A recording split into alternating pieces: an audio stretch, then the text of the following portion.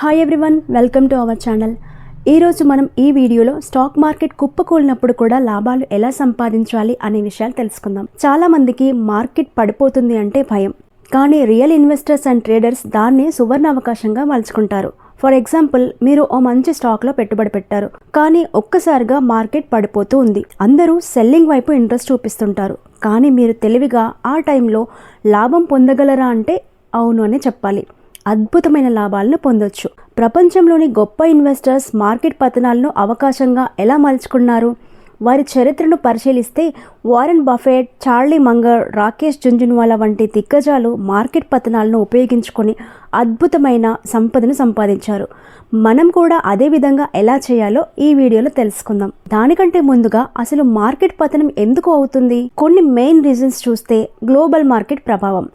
USA, China, European మార్కెట్లలో negative sentiment ఉంటే Indian market కూడా ప్రభావితం అవుతుంది. ఆర్థిక మాంద్యం.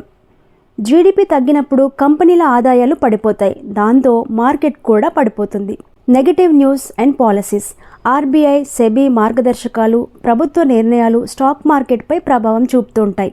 ఎఫ్ఐఐఎస్ అండ్ డిఐఎస్ డంపింగ్. విదేశీ ఇన్వెస్టర్స్ భారీగా అమ్మకాలు చేయడం మార్కెట్ను క్రాష్ చేస్తుంది. ఇప్పుడు అసలు విషయానికి వస్తే, మార్కెట్ ఇంత నష్టాలను చూస్తున్నప్పుడు మనం ఎలా ప్రాఫిట్స్ని పొందాలి?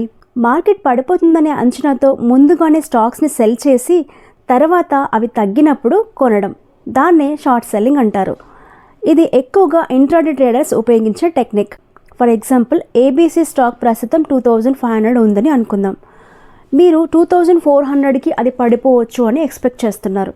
ముందుగా 2500కి సెల్ చేసి తర్వాత 2400కి వచ్చినప్పుడు బై చేస్తాం. అదేంటి, మనం బై చేయలేదు కదా, ఎలా సెల్ చేస్తాం అని ఆలోచిస్తున్నారా? ఒక స్టాక్ని మనం బై చేయకపోయినా ముందే సెల్ చేయొచ్చు, తర్వాత బై చేస్తాం. ఒక స్టాక్ని బై చేసి సెల్ చేసినప్పుడు ఎలా ప్రాఫిట్ బుక్ చేస్తామో అలాగే ఫస్ట్ సెల్ చేసి తర్వాత బై చేసినప్పుడు కూడా అలాగే ప్రాఫిట్ బుక్ చేస్తాం. ఇప్పుడు 2500కి మీరు ఏబీసీ స్టాక్ని సెల్ చేశారు, 2400కి వచ్చినప్పుడు బై చేశారు. సో ఆ వచ్చిన 100 రూపీస్ ప్రాఫిట్ మీదే. Second one, put options buying. Options ట్రేడింగ్లో పుట్ ఆప్షన్ అనేది ఒక స్టాక్ లేదా ఇండెక్స్ ధర పడిపోతుందని అంచనాతో కొన్న contract.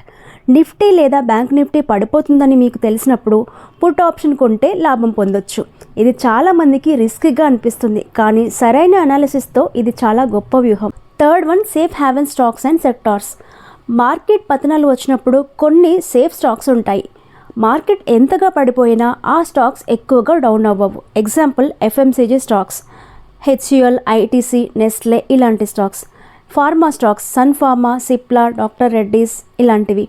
And gold ETFs. Market పడిపోతే బంగారం విలువ పెరుగుతుంది, వీటిని డిఫెన్సివ్ స్టాక్స్ అని పిలుస్తారు. ఇలాంటి వాటిలో పెట్టుబడి పెడితే మార్కెట్ పడిపోయినా కూడా మీ లాస్ తక్కువగా ఉంటుంది. Fourth one, bottom fishing. కొందరు స్మార్ట్ ఇన్వెస్టర్స్ మార్కెట్ క్రాష్ అయినప్పుడు ఎక్కువగా ఇన్వెస్ట్ చేస్తారు. ఎగ్జాంపుల్, 2020 కోవిడ్ క్రాష్ సమయంలో ఇన్ఫోసిస్ 550కి, టీసీఎస్ 1600కి వచ్చాయి. ఆ టైంలో కొనుగోలు చేసిన వాళ్ళు ఇప్పుడు 3x 4x రిటర్న్స్ పొందారు. అలాంటి స్టాక్స్ని రెగ్యులర్గా ట్రాక్ చేసి బాటమ్ ఫిషింగ్ స్ట్రాటజీ పాటిస్తే మీరు కూడా ఎక్సలెంట్ ప్రాఫిట్స్ని గెయిన్ చేయొచ్చు. Fifth one, SIP strategy, cost averaging. Market పడిపోయినప్పుడు ప్యానిక్ అవ్వకూడదు. ఇన్వెస్టర్కి ఎస్ఐపి చాలా బలమైన వ్యూహం. మార్కెట్ ఎప్పుడు ఎక్కడికి వెళ్తుందో మనకు తెలియదు, కానీ నమ్మకమైన మ్యూచువల్ ఫండ్స్, ఇండెక్స్ ఫండ్స్, ఈటీఎఫ్లలో రెగ్యులర్గా పెట్టుబడి పెడితే కాస్ట్ యావరేజింగ్ ద్వారా రిటర్న్స్ పెరుగుతాయి. Sixth one, contrarian investing. ఫియర్లో బై, గ్రీడ్లో సెల్. మార్కెట్ పడిపోతున్నప్పుడు ఎక్కువ మంది భయంతో సెల్లింగ్ చేస్తూ ఉంటారు, కానీ నిజమైన కాంట్రారియన్ ఇన్వెస్టర్స్ అప్పుడు బై చేస్తారు. వారెన్ బఫెట్ చెప్పినట్లు, be fearful when others are greedy, be greedy when others are fearful. Market పతనం సమయంలో large cap, blue chip stocks తక్కువ ధరకు లభిస్తాయి.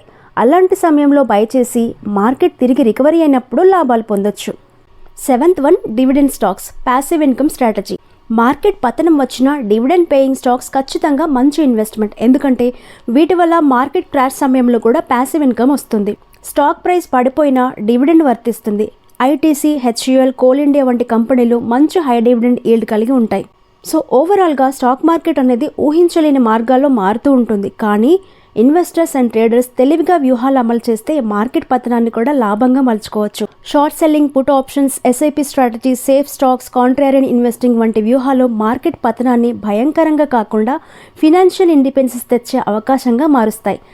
ఈ వీడియో మీకు యూస్ఫుల్ అనిపిస్తే లైక్ చేయండి, షేర్ చేయండి. అలాగే స్టాక్ మార్కెట్ గురించి మరిన్ని యూస్ఫుల్ వీడియోస్ మిస్ కాకూడదు అనుకుంటే నా ఛానల్ని సబ్స్క్రైబ్ చేసుకోండి. Thank you for watching.